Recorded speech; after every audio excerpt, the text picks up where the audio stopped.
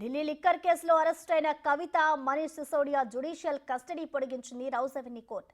నేటితో Kavitha, Manish Sisodia judicial custody ముగిసింది. దీంతో వీడియో కాన్ఫరెన్స్ ద్వారా రౌస్ అవెన్యూ కోర్టు న్యాయమూర్తి ముందు కవిత, మనీష్ సిసోడియాను తీహార్ జైలు అధికారులు హాజరుపరిచారు. వాదనలు విన్న రౌస్ అవెన్యూ కోర్టు జూలై 25 వరకు ఇరువురి కస్టడీని పొడిగించింది.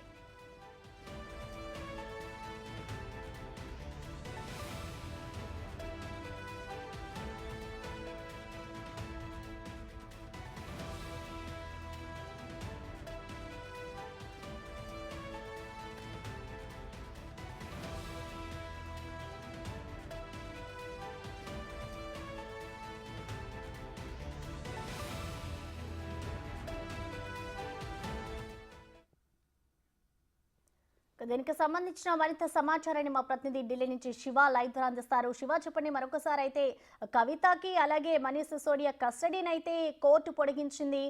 అసలు కోర్టులో వాదనలు ఎలా జరిగాయి Shiva? Right Prasanna, Delhi liquor policy ED కేసులో ఎమ్మెల్సీ కస్టడీ ఈడీ కేసులో నేర్చుకుంటుంది. ఈ నేపథ్యంలో ఇద్దరిని కూడా తిహార్ జైలు అధికారులు రౌస్ అవెన్యూ కోర్టు న్యాయమూర్తి ముందు హాజరుపరిచారు. హాజరుపరిచిన తర్వాత ఇటు ఈడీ తరపున న్యాయవాదులు కవిత అలాగే మనీష్ సిసోడియా జ్యుడిషియల్ కస్టడీ మరికొన్ని రోజులు పొడిగించాలని కోరిన నేపథ్యంలో 25వ తేదీ వరకు, జూలై 25వ తేదీ వరకు, అంటే దాదాపు 22 రోజుల పాటు జ్యుడిషియల్ కస్టడీ పొడిగించారు.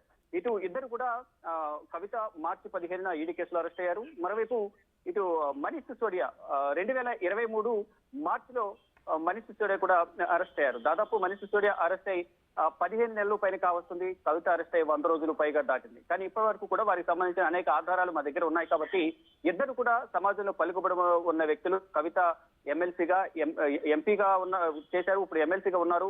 మాజీ ముఖ్యమంత్రి కుమార్తె కాబట్టి సమాజంలో పలుకుబడి ఉన్న వ్యక్తి సాక్ష్యాలను ప్రభావితం చేసే అవకాశం ఉంది కాబట్టి కవితకు జ్యుడిషియల్ కస్టడీ పొడిగించాలి. పొడిగించే నేపథ్యంలో కవితను మరింత విచారించాల్సిన అవసరం ఉంటుంది కాబట్టి కవితకు కస్టడీ పొడిగించాలనేది ప్రధానంగా వారు వాదన వినిపించే నేపథ్యంలో కవిత జ్యుడిషియల్ కస్టడీ పొడిగించి, మరోవైపు మాజీ ఉప ముఖ్యమంత్రి మనీష్ సిసోడియా జ్యుడిషియల్ కస్టడీ కూడా 25 వరకు పొడిగించారు. ఇద్దరికి సంబంధించి వాదనలు ప్రతివాదనలు కొనసాగాయి. అంటే ఇప్పటి వరకు సంబంధించి ఇద్దరికి సంబంధించి ఛార్జ్ షీట్లు కూడా దాఖలు చేశారు కాబట్టి ఇద్దరికి బెయిల్ మంజూరు చేయొచ్చు అనేది ప్రధానంగా వారి తరపున న్యాయవాదులు వాదనలు వినిపించారు. కానీ ఇటు ఈడీ తరపున న్యాయవాదుల వాదనలతో ఏకీభవించిన న్యాయమూర్తి ఇద్దరికి కూడా జ్యుడిషియల్ కస్టడీ పొడిగిస్తున్నట్టు తెలిపారు. ఇద్దరికి సంబంధించి కవితకు సంబంధించి ఛార్జ్షీట్ దాఖలు చేశారు ఈడీ కేసులో. దానికి సంబంధించి ఈరోజు విచారణ చేస్తామని తెలిపారు. కానీ దీనిపై విచారణ అనేది కూడా 25వ తేదీకి వాయిదా వేశారు. ఇక మనీష్ సిసోడియాకి సంబంధించి ఇప్పటికే ఇటు ట్రయల్ కోర్టులోను ఇటు ఢిల్లీ హైకోర్టులో కూడా బెయిల్ పిటిషన్ తిరస్కరించారు.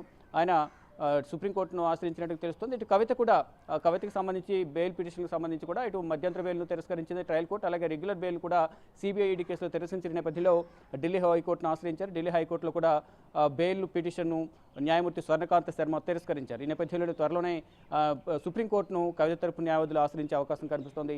ఇక ఇప్పటి వరకు మా దగ్గర అనేక ఆధారాలు ఉన్నాయి కాబట్టి కవిత కీలకంగా వ్యవహరించారు. ఇటు నార్త్ గ్రూప్లో అరవింద్ కేజ్రీవాల్ అలాగే మనీష్ సిసోడియానే ఢిల్లీ లిక్కర్ పాలసీ రూపకల్పనలో మార్పులు చేర్పులు చేయడం కీలకంగా వ్యవహరించారు కాబట్టి ప్రభుత్వ ఖజానాకు నష్టం వాటిల్లే విధంగా సీఎం కేజ్రీవాల్ అలాగే మాజీ ఉప ముఖ్యమంత్రి మనీష్ సిసోడియా వ్యవహరించారు కాబట్టి వీరికి బెయిల్ మంజూరు చేయొద్దు, జ్యుడిషియల్ కస్టడీ ఇంకా పొడిగించాలని కోరిన నేపథ్యంలోనే ఇద్దరికి కూడా ఇటు మనీష్ సిసోడియాకు కవితకు జూలై 25 వరకు జ్యుడిషియల్ కస్టడీ పొడిగించారు. అంటే రౌస్ అవెన్యూ కోర్టుకు తిహార్ జైలు నుంచి వీడియో కాన్ఫరెన్స్ ద్వారా తిహార్ జైలు అధికారులు రౌస్ అవెన్యూ కోర్టు న్యాయమూర్తి ముందు హాజరుపరిచిన తర్వాత ఇద్దరికి జ్యుడిషియల్ కస్టడీ పొడిగిస్తున్నట్లు ఆదేశాలు జారీ చేశారు. Prasanna. Right, thank you Shiva.